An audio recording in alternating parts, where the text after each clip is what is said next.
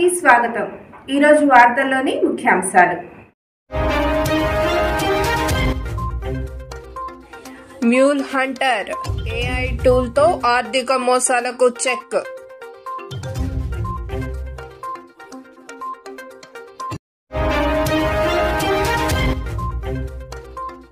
బంగ్లాదేశ్ ప్రభుత్వం సంచలన నిర్ణయం. కరెన్సీ నోట్లపై ఆ దేశ జాతిపిత బొమ్మ తొలగింపు.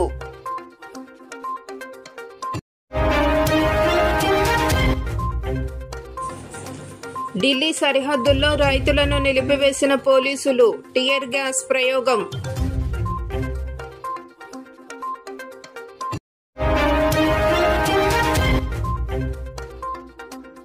ఏపీలోని 4 పంచాయతీలకు జాతీయ స్థాయి అవార్డులు. అభినందించిన పవన్ కళ్యాణ్.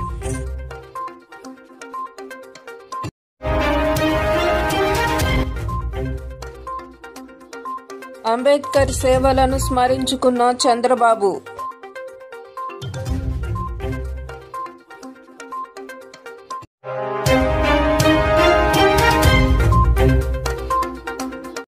నేటి డిజిటల్ యుగంలో ఆర్థిక మోసాలను అరికట్టడం ఒక పెద్ద సవాలుగా మారిపోయింది. కొత్త పద్ధతుల్లో పుట్టుకొస్తున్న సైబర్ నేరాలు ఆందోళనకు గురిచేస్తున్నాయి. అయితే ఆర్థిక మోసాలను అడ్డుకట్ట వేసేందుకు అధునాతన ఏఐ టూల్ అయిన మ్యూల్ హంటర్ .aiను ఉపయోగించాలని బ్యాంకులను ఆర్బీఐ ప్రోత్సహిస్తుంది. శుక్రవారం ముగిసిన ద్రవ్య విధాన కమిటీ భేటీ అనంతరం మీడియాతో మాట్లాడుతూ ఆర్బీఐ గవర్నర్ శక్తికాంత దాస్ ఈ మేరకు బ్యాంకులకు సూచన చేశారు. దీంతో మ్యూల్ హంటర్ .ai టూల్ ఏమిటి, అది ఎలా పనిచేస్తుందనే చర్చనీయాంశంగా మారింది. ఆర్బీఐకి సంబంధించిన ఆవిష్కరణల విభాగమైన రిజర్వ్ బ్యాంక్ ఇన్నోవేషన్ హబ్ ఈ అధునాతన ఏఐ టూల్ను రూపొందించింది. ఆర్థిక మోసాలకు వ్యతిరేకంగా చేస్తున్న పోరాటంలో ఈ సాధనం మంచి ఫలితాన్ని అందిస్తుంది. ఆర్థిక మోసాలను గుర్తించడంలో చక్కగా ఉపయోగపడుతుంది. మనీ లాండరింగ్ వంటి మోసాలను ఉపయోగించే మ్యూల్ ఖాతాలను ఈ టూల్ ఖచ్చితత్వంతో, వేగంతో గుర్తిస్తుంది.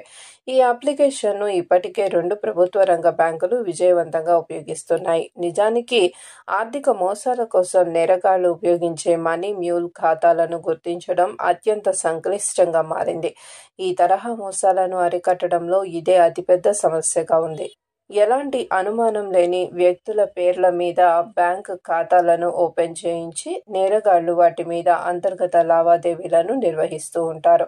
దీంతో ఎవరికీ ఎలాంటి అనుమానం రాదు. ఆర్థిక మోసాలను గుర్తించడం అందుకే సంక్లిష్టంగా మారింది. మోసపోయిన డబ్బును తిరిగి పొందలేకపోవడానికి ఇదే అతిపెద్ద కారణంగా ఉంది. అయితే మ్యూల్ ఖాతాలుగా పిలిచే వీటిని గుర్తించడంలో మ్యూల్ హంటర్ .ai చక్కటి పురోగతిని చూపిస్తోందని ఆర్బీఐ నివేదికలు చెబుతున్నాయి. పలు బ్యాంకులతో కలిసి పనిచేయడానికి మొత్తం 19 వేర్వేరు నమూనాలలో మ్యూల్ ఖాతాలు కార్యకలాపాలు జరుగుతున్నట్లుగా ఆర్బీఐ గుర్తించింది. అందుకే వీటిని గుర్తించేందుకు వీలుగా మ్యూల్ హంటర్ .aiని అభివృద్ధి చేసింది. అనుమానిత మ్యూల్ ఖాతాలను విశ్లేషించి గుర్తించడంలో ఇది బాగా పనిచేస్తోంది. అధునాతన ఆల్గారిథం సహకారంతో సాధారణ నియమ ఆధారిత సిస్టంల కంటే అధిక ఖచ్చితత్వం, ఎక్కువ వేగంతో మ్యూల్ ఖాతాలను అంచనా వేస్తుంది. సంబంధిత ఖాతాల లావాదేవీలు, ఖాతాల డేటాలను విశ్లేషిస్తుంది.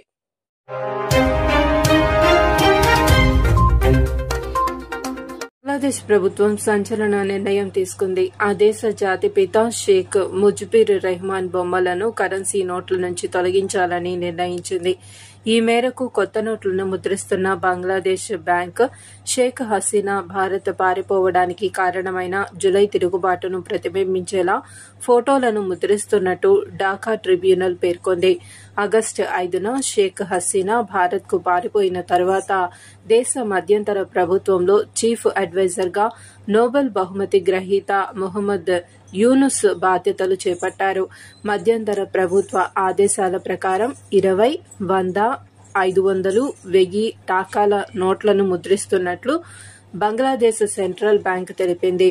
అయితే ఈ నోట్లపై బంగ్లాదేశ్ బంగబంధు జాతిపిత షేక్ ముజిబుర్ రెహమాన్ ఫోటో ఉండదని దినపత్రిక పేర్కొంది. ఈ నోట్లపై మతపరమైన నిర్మాణాలు, బెంగాలీ సంప్రదాయాలు, జూలై తిరుగుబాటు సమయంలో గీసిన గ్రాఫిటీని చేర్చినట్లు తెలిసింది. మరో 6 నెలల్లో ఈ కొత్త నోట్లకు మార్కెట్లోకి వచ్చే అవకాశం ఉందని బంగ్లాదేశ్ బ్యాంక్ ఎగ్జిక్యూటివ్ డైరెక్టర్ హస్నీరా షేక్ తెలిపారు. ప్రస్తుతానికైనగా పైన పేర్కొన్న 4 నోట్ల డిజైన్ మార్చామని, దశల వారీగా మిగతా నోట్లను కూడా రీడిజైన్ చేస్తామని ఆర్థిక మంత్రి తెలిపారు.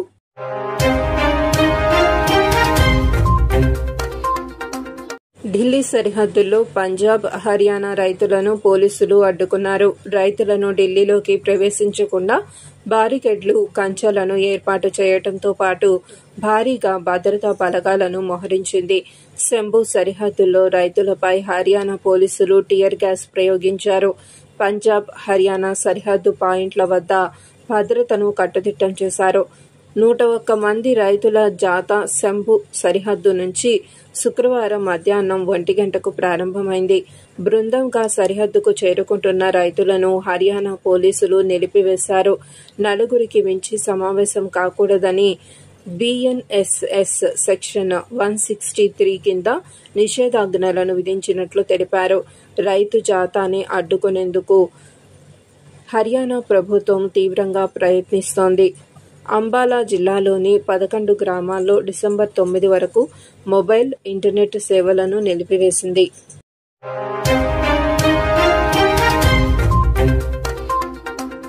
AP deputy CM Pawan Kalyan గ్రామాలను అభివృద్ది చేసేందుకు అనుసరిస్తున్న విధానం సత్ఫలితాలను ఇస్తుంది. ఈ క్రమంలోనే ఏపీలోని 4 పంచాయతీలకు జాతీయ స్థాయి గుర్తింపు లభించింది. అత్యుత్తమ పనితీరును కనబరిచిన ఈ 4 పంచాయతీలకు కేంద్ర సర్కారు ఇచ్చే జాతీయ స్థాయి పురస్కారం ఎంపిక కావడం విశేషం.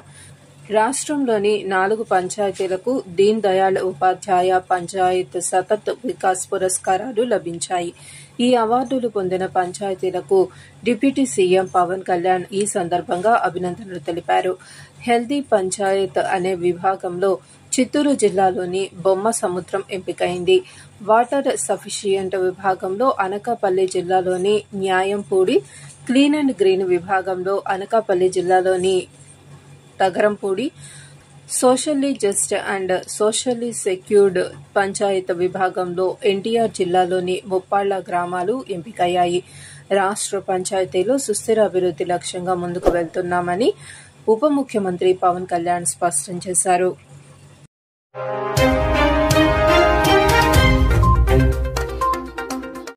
బాబాసాహెబ్ అంబేద్కర్ వర్ధంతి సందర్భంగా విశాఖ పార్టీ కార్యాలయంలో జరిగిన ఓ కార్యక్రమంలో ముఖ్యమంత్రి నారా చంద్రబాబు నాయుడు బాబాసాహెబ్ అంబేద్కర్ విగ్రహానికి పూలమాలలు వేసి నివాళులర్పించారు. ఈ సందర్భంగా ఆయన చేసిన సేవలను స్మరించుకున్నారు. అలాగే బడుగు బలహీన వర్గాల సముద్ధరణకు ఆజన్మాంతం పాటుపడిన డాక్టర్ అంబేద్కర్ ఎంతో మందికి ఆదర్శప్రాయుడని అన్నారు. భారత రాజ్యాంగ నిర్మాతగా ఆయన తరతరాలకు గుర్తుండిపోయే సేవలను దేశానికి అందించారని ప్రశంసించారు. భావితరాలకు స్ఫూర్తిదాతగా నిలిచారన్నారు. దళిత జాతి తలెత్తుకొని గౌరవంగా నిలిచేలా చేసిన డాక్టర్ అంబేద్కర్ ప్రాతస్మరణీయుడని అన్నారు. ఆయన చూపిన బాటలో, చేసిన భాషతో నిరంతరంగా ముందుకు సాగాలని చంద్రబాబు పిలుపునిచ్చారు.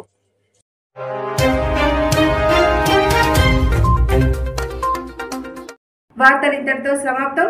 చూస్తూనే ఉండండి పీపుల్స్ పల్స్. సామాన్య ప్రజల గుండె సవ్వడి, ప్రజానాడి. చూస్తూ ఉండండి పీపుల్స్ పల్స్.